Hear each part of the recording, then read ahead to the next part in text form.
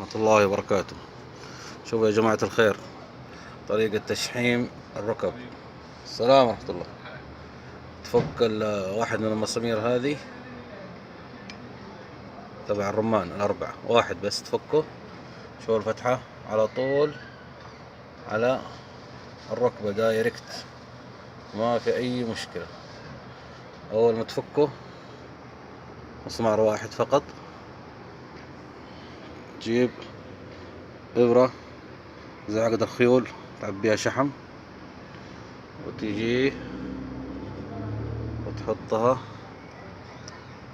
دايركت على الفتحة هذه وتضغط وتشحم الركب. والبنشري اللي ما يخاف الله يقول أفك لك هي وأسويها ب800 ريال.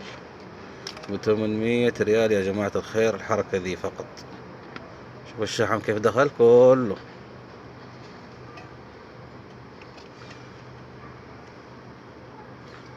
انتهت العملية.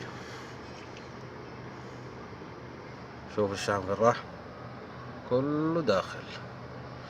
والاخوان يقولوا تفك الكورونا وتفك مدري ايه وتفك الكليبر وتفك الدنيا هذه كلها ما تحتاج.